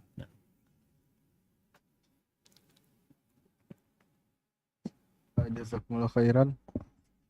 Ustaz, kemudian pertanyaan selanjutnya. Assalamualaikum. Waalaikumsalam warahmatullahi wabarakatuh. Saya Mukhlis A. Mukhtar, asal ND Flores, NTT. Mau bertanya bagaimana kami yang minoritas memilih pemimpin yang beda agama di tempat tinggal kami, sedangkan di calon pemimpin kami biasa dicalonkan sebagai wakil saja. Ketika kami dihadapkan antara dua pilihan, yang ada Muslim dan yang tidak sama sekali. Sedangkan yang ada Muslim visi misi tidak baik. Terima kasih. Assalamualaikum warahmatullahi wabarakatuh. Barakallahu fikum. Nah, jemaah, kalau bicara visi misi para calon calon pemimpin ini, mereka kan buat visi misi itu pada dasarnya untuk menggait orang-orang agar mereka memilih mereka. Walaupun nanti setelah mereka jadi, ya kadangkala visi misi itu ya tidak sesuai dengan yang mereka inginkan. Jadi kalau bicara mana yang harus dipilih, pilih yang paling mending bahasanya. Yang paling mending yang mana? Untuk kebaikan nusa, bangsa, dan agama.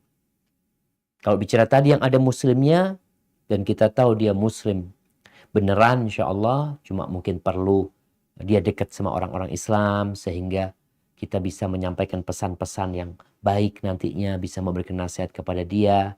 Maka insya Allah mereka lah yang dipilih daripada yang semuanya non-muslim gitu loh. Dan ini hal yang wajar, kita memilih yang seagama. Masa dipilih yang non-muslim? Maka tolong diperhatikan berkaitan dengan kondisi yang ada, kadangkala semuanya sama aja. Ada yang seperti itu. Mau yang jadi A, mau yang jadi B, tetap aja. Tapi enggak, ini lebih mending Ustaz. Maka tadi anak rasa ketika di situ ada muslim, yang insya Allah keluarganya juga muslim, yang kita bisa komunikasi sama mereka, mereka mungkin juga bisa memberikan nasihat kepada pemimpinnya atau wakilnya tadi yang menjabat. Semoga Allah memberikan yang terbaik buat umat Islam. Lalu jamaah, kama takunu yuwalla alaikum.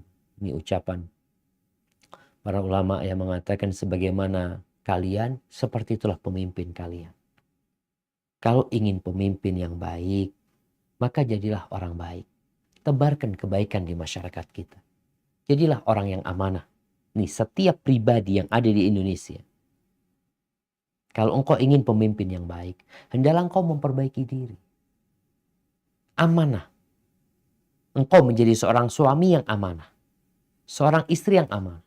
Menjadi pegawai yang amanah. Menjadi pembantu yang amanah. Nanti lagi menjadi amanah. Terus pucuknya nanti amanah.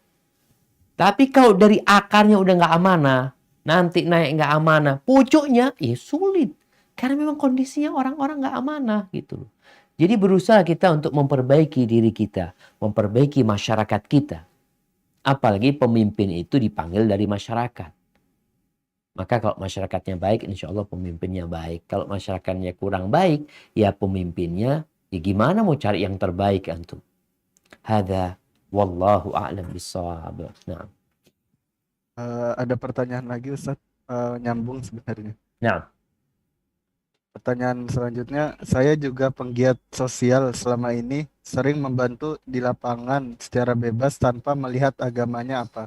Apakah saya harus prioritaskan yang muslim dahulu sebelum yang lain? Terima kasih. Barakallahu fikum. Yang pertama kalau bicara penggiat sosial di masyarakat. Orang-orang non-muslim, mereka juga mengadakan kegiatan sosial. Mereka mengadakan baksos, ya. Tapi juga sebagian mereka mengadakan bakti sosial itu dengan misi. Maka ini penting buat antum yang jadi penggiat sosial.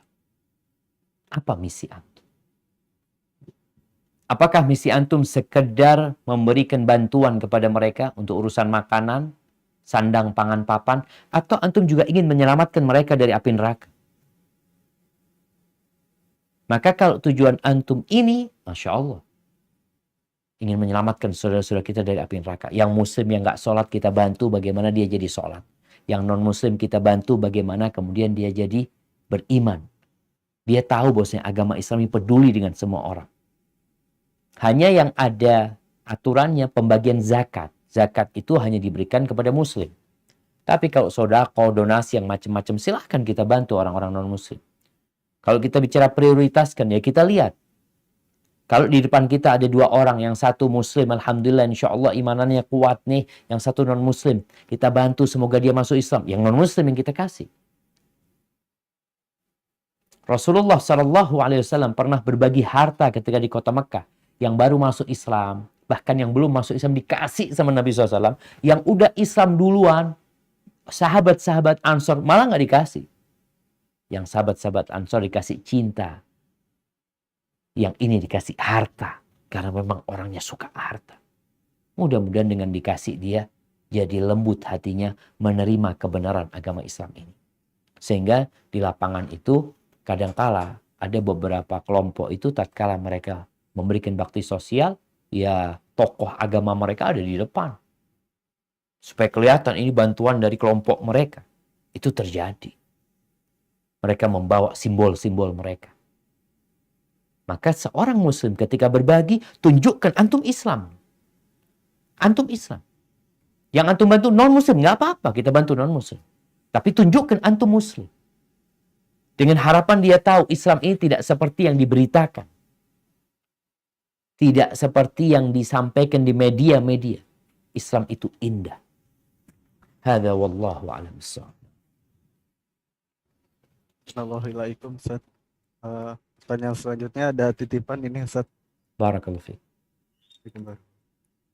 Pertanyaannya, saya mempunyai 2 anak, dua-duanya berumur 1 tahun.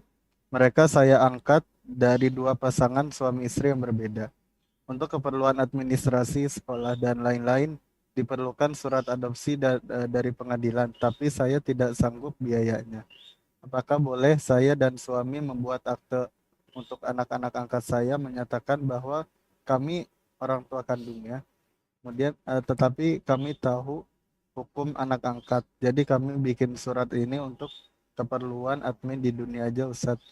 Karena kami tidak mampu. Subhanallah jemaah. Gimana kalau nggak mampu? Jadi terpaksa. Jadi yang pertama, kalau tetap dengan nama orang tuanya. Kalau memang tadi sekedar surat adopsi, tolong namanya tetap nama yang ada nasab orang tua. Umpamanya Syafiq. Bapaknya Syafiq siapa namanya? Riza. Terus kakeknya Hasan. Ya udah, namanya Syafiq Riza Hasan. Sehingga kita kasih tahu dia nanti bapakmu itu namanya Riza. Kita itu sekedar memang untuk surat menyurat saja. Jadi ini berkaitan dengan urusan yang memang tadi kalau dikatakan biayanya terlalu besar dan dia tidak mampu, semoga babnya bab darurat nantinya. Kalau memang nggak ada cara lain kecuali dengan cara seperti itu. Tapi nasihat anak tetap nama anak itu ada nama bapak dan kakeknya kalau bisa. 2 anak itu dikasih, yang fulan anaknya fulan, surat anak fulan. Kalau ini surat, ya surat sekedar surat aja untuk ngurus sekolah. Kemudian juga nanti ketika anak itu sudah mulai ngerti, kasih tahu bapak dia siapa. Supaya dia tahu berbakti dengan ibu dan bapaknya yang sebenarnya. Katakan kita ini mengasuh kalian berdua. Maka semoga dengan cara seperti itu, anak-anak tetap tahu dengan nasabnya, mereka tetap berbagi sama orang tuanya, proses sekolah atau administrasi bisa berjalan dengan lancar. Hadza wallahu a'lam bissawab. Nah, mungkin kita masuk ke pertanyaan terakhir, Ogi, sebelum ke kuis. Mungkin pertanyaan terakhir dari ini Ustaz. Oka Wijaya Putra. Fadhol. Bismillah. Assalamualaikum warahmatullahi wabarakatuh, Ustaz. Waalaikumsalam warahmatullahi wabarakatuh. Ahlan wa sahlan. Barakallahu fiik. Ahlan bika, Ustaz. Wafiq barakallah. Jazakallah khair, Ustaz, untuk pada pagi hari ini, Ustaz. Izin bertanya, Ustaz. Kita ketahui bahwa kita harus beragama berdasarkan Al-Quran dan hadis sesuai dengan pandangan para sahabat Ustadz. Nah, kemudian di masyarakat sendiri Ustadz, terkadang kalau berbeda dengan kebiasaan ataupun seperti yang sudah tertanam di mindset mereka, itu bagaimana Ustadz untuk membuktikan bahwa manhaj salaf ini memang berdasarkan pemahaman para sahabat atau memang dilakukan para sahabat Ustadz? Karena kalau berbicara di kitab mungkin atau dalil, kadang mereka juga memiliki dalil. Kadang orang awam ini kan agak susah Ustadz dijelaskan bahwa itu memang berdasarkan para sahabat Ustadz. Mungkin bisa dimohon jawabannya Ustadz. Masya Allah, barakallahu fiik. Barakallahu fiik ya buat akh-akh. Ya jamaah. Jadi memang kadangkala apa yang di kitab itu kita belum bisa mengaplikasikannya dalam masyarakat. Gimana caranya nyampaikan ini? Ya kalau bicara dalil itu berarti nanti akan ada dialog antara kita dengan orang yang kita dakwain. Kan ada orang yang nggak paham, ya kita kasih tahu, oh ngerti, makasih banyak. Ada orang yang kurang semangat, kita kasih motivasi jadi semangat. Ada orang yang ngeyel, enggak, ana benar, antum salah gitu loh. Nah, gimana caranya dengan orang seperti ini? Kalau kita bicara dialog, maka menghadirkan data dan data, menghadirkan dalil dengan dalil. Kalau mereka tadi mengatakan mereka juga punya dalil, tapi sulit kita melakukan itu dan kayaknya berat. Apa yang harus kita lakukan? Kita ajak masyarakat. Yang pertama, Oka ini harus jadi orang baik di masyarakat. Tunjukkan antum setelah ngerti sunnah, antum jadi baik. Antum jadi peduli dengan sesama. Jangan bicara manusia, kepada binatang pun antum lebih cinta. Kepada lingkungan pun antum lebih baik. Sampah, dahan-dahan yang mengganggu, antum berusaha menjadikan lingkungan itu lingkungan sesuai dengan sunnah. Gimana sih Nabi ngajarin kita menjaga lingkungan, menjaga masyarakat, berhubungan dengan masyarakat. Itu antum tunjukkan kepada masyarakat. Kadang-kala ada ritual-ritual mereka yang kita nggak ikut. Karena enggak afwan, anda nggak sesuai sama sunnah. Anda minta maaf ya, anda nggak datang. Soalnya anda nggak ngadain yang kayak gitu-gitu umpamanya. Tapi antum harus ngadain yang sunnah. Ketika ada orang meninggal dunia, kita nggak ikut acara ritual mereka. Mungkin 3 hari, 7 hari, 40 hari. Tapi tunjukkan yang sunnah kayak apa kita sama tetangga kita. Ketika ada yang meninggal dunia, kita kirim makanan selama 3 hari buat mereka. Makanan yang enak-enak. Ketika nggak ada apa-apa, kita punya rezeki, kita berbagi sama tetangga-tetangga kita. Tunjukkan sama mereka, kalau Islam yang benar itu, Masya Allah, baik sama tetangganya. Walaupun kafir, jangan beda madhab, jangan beda pemahaman. Beda agama pun kita diperintahkan berbuat baik kepada tetangga-tetangga kita. Selama mereka tidak memerangi kita. Maka ini yang harus kita tunjukkan. Kemudian ketika terjadi omongan, kalau mengatakan mereka juga punya dalil. Memang Nabi SAW sudah nyebutkan. Setelah aku mati, kalian akan melihat banyak perselisihan. Terus solusinya apa? Fa'alaikum bisunnati. Ikuti sunnah. Maka kita tanyakan, Nabi ngajarkan nggak ini? Nabi ngamalin nggak? Enggak, tapi. Oh kalau tapi tunggu dulu lah. Kita daripada ribut terus nggak selesai-selesai. Ahsan kita ketemu di Nabi SAW. Nabi ngamalin, kita amalkan. Nabi nggak ngamalin, ya daripada ana ribut sama antum tetangga ana. Kita ikut Nabi lah. Terus kalau Nabi, enggak tapi mau ada sahabat. Ya coba kita lihat. Sahabat Abu Bakar ngamalin. Umar ngamalin. Uthman ngamalin, Ali, yuk bismillah kita amalkan. Oh enggak ngamalin mereka. Ya sudahlah. Kita sampaikan kepada mereka tadi, kalau ini bicara hal-hal yang berkaitan dengan ritual ibadah ya kepada Allah Azza wa Jalla. Yang insya Allah sudah selesai agama ini. Al-yawma akmaltu lakum dinakum. Sudah aku sempurnakan agama ini bagi kalian kata Allah Subhanahu wa taala. Mungkin dengan bahasa seperti itu harapannya antum yang santun, antum yang baik, yang tua dihormatin, yang muda disayangin. Dengan harapan mereka hatinya terbuka menerima dakwah yang sesuai dengan sunnah Nabi SAW dan pemahaman para salafus saleh. Hadza wallahu a'lam bishawab. Mungkin kita masuk ke sesi kuis ya. Pertanyaan yang pertama pertanyaannya, sebutkan 2 rukun la ilaha illallah.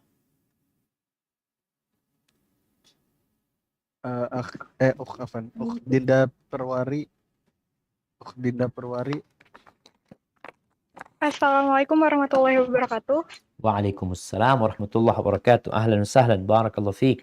Tafadhali. Barakallahu fiik, Ustaz. Bismillahirrahmanirrahim. Rukun dari mengucapkan syahadat adalah yang pertama kita menafikan bahwa tiada ilah selain tidak ada ilah, kemudian kita menetapkan bahwa ilah yang layak disembah, Rabb yang layak disembah hanyalah Allah. Masya Allah, barakallahu fiik. Nam ahsanti. Nam. Jadi dari situ kita bisa memahami makna dari la ilaha illallah. Barakallahu fiik. Baik. Kemudian pertanyaan yang selanjutnya, sebutkan 4 syarat la ilaha illallah. Akfarhan Jauhari, Depok.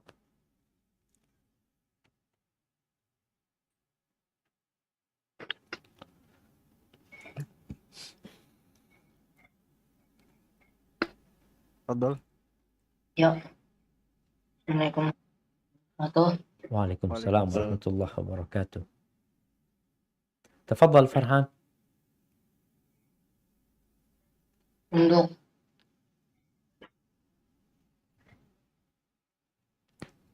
jujur dan jujur. Yang pertama apa Farhan? Untuk Tunduk. Yang kedua, jujur. jujur.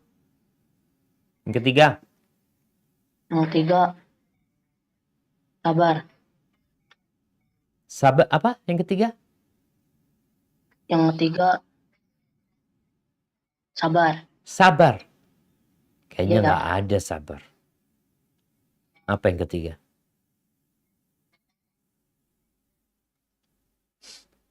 Tunduk, jujur, ilmu. Ilmu. Iya. Kemudian setelah ilmu,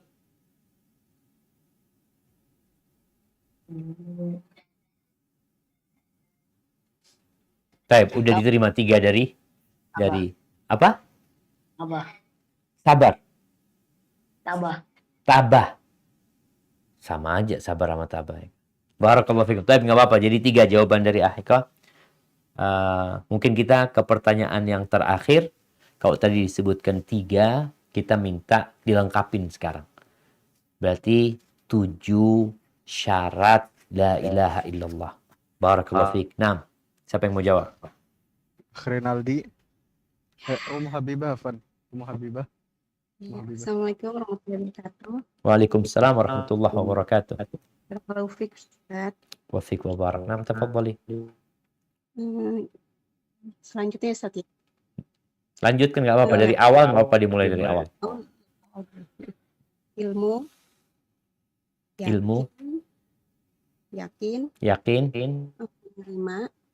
menerima, tunduk, jujur, ikhlas dan cinta. Masya Allah, barakallahu fiik.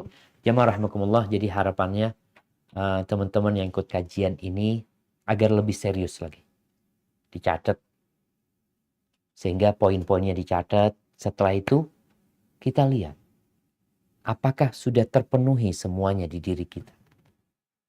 Atau ternyata ada yang belum. Kalau belum, kita amalkan.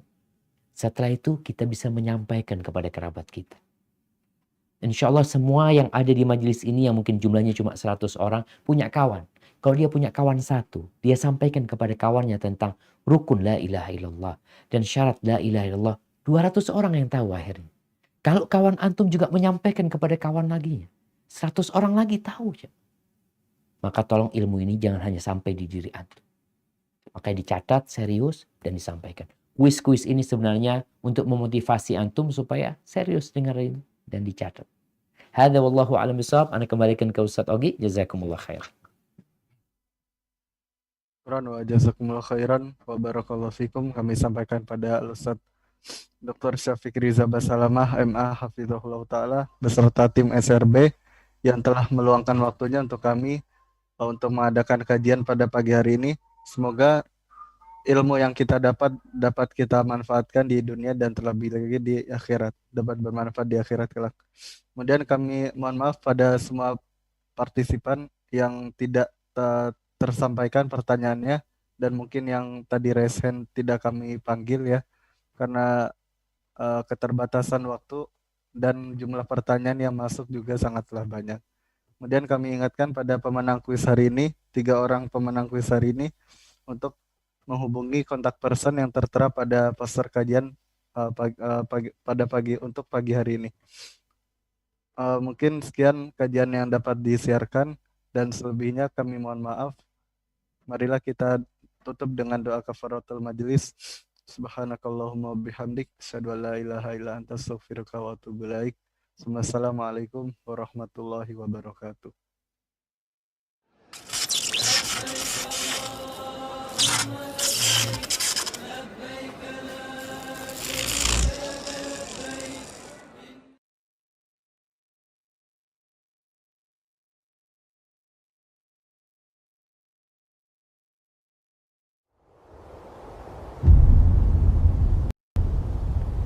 Klik tombol berikut untuk mendapatkan update ilmu yang insya Allah bermanfaat.